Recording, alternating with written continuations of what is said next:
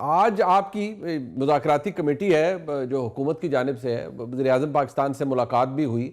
ज़ाहिरी बात है अब एक चार्टर ऑफ डिमांड आया है, गो के जो आपकी प्रेस कॉन्फ्रेंस दी उस दिन वो चार्टर ऑफ डिमांड या मुतालबात लेने के बाद वो तो आपको इतने पुरुमीद नज़र नहीं आ रहे थे, और आपकी या इरफान सिद्दीकी साहब की नज़र में वो डिमांड से ज़्यादा चार्ज शीट थी।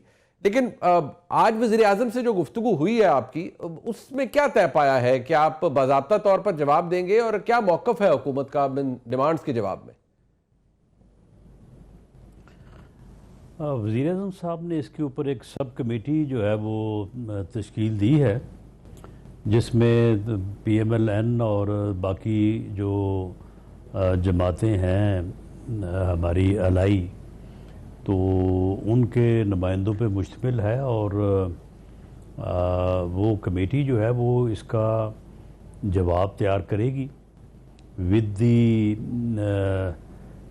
Help and facilitation of law department, क्योंकि उसमें कानूनी नकात भी उठाए गए हैं जी। तो वो जवाब जो है वो फिर इंशाल्लाह ताला नेक्स्ट मीटिंग में जो स्पीकर साहब की सरबराही में होगी हम उसको पेश करेंगे। राणा साहब माशाल्लाह आपकी पंजाबी बड़ी अच्छी है। वो कहते हैं ना, ये ना हो तुसी अगली मीटिंग है जो ड्राफ्ट जो तो पांडा ही भज जाए। उन्होंने कहना यार ये क्या आपने जवाब दे दिया, इसके बाद तो फिर चौथी मुज़ाकराती बैठक हो ही नहीं सकती। और खान साहब ने तो कहा हुआ है कि अगर हमारे जुडिशल कमीशन ना बने 9 मई और 26 नवंबर पे तो अगली मीटिंग नहीं होगी। फिर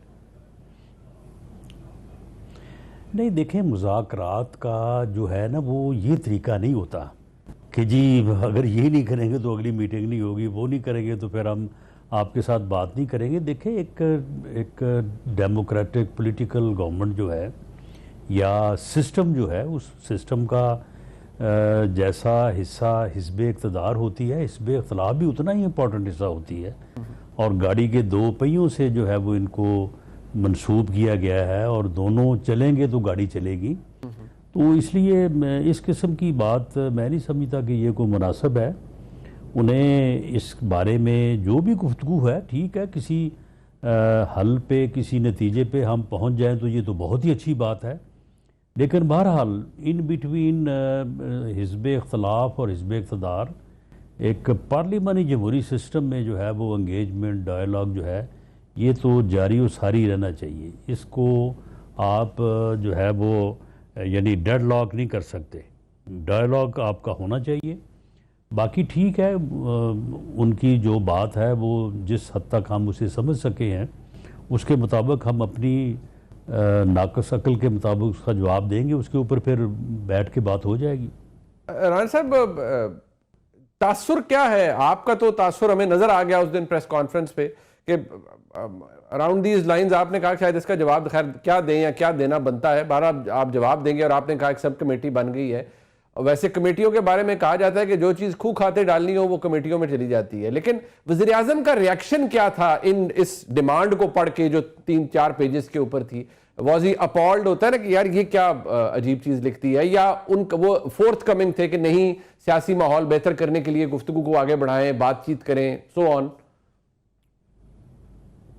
देखिए, बातचीत शुरू तो इसी जज्बे से हुई है कि माहौल को बेहतर बनाया जाए।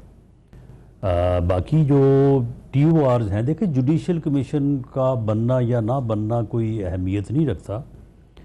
इसमें असल अहमियत जो है वो टर्म्स ऑफ रेफरेंस की है। तो जो टर्म्स ऑफ रेफरेंस उन्होंने दिए हैं उनके ऊपर यकीनन हमें कुछ ना कुछ एतराज़ है, होगा, और हम उसका मुतबादल जो सजेस्ट करेंगे वो उससे बेहतर होगा हमारी नज़र में। हो सकता है उनकी नज़र में ना हो, लेकिन बहरहाल गुफ्तगू के बाद जो है वो किसी कंसेंसस के ऊपर जो है वो पहुंचा जा सकता है। मतलब राणा साहब, आप ये फरमा रहे हैं कि जुडिशल कमीशन बना देंगे, आप बन सकता है, लेकिन अगर टर्म ऑफ रेफरेंस के ऊपर एग्रीमेंट हो जाए तो ऐसा नहीं है कि आपकी तरफ से ना है कि नहीं जी कमीशन तो भूल जाएं, ये तो हमने बनाने ही नहीं है, ऐसा नहीं। इसमें मुनीब साहब असल बात ही टर्म ऑफ रेफरेंस की है। टर्म्स ऑफ रेफरेंस ही तो एक बुनियादी चीज़ है।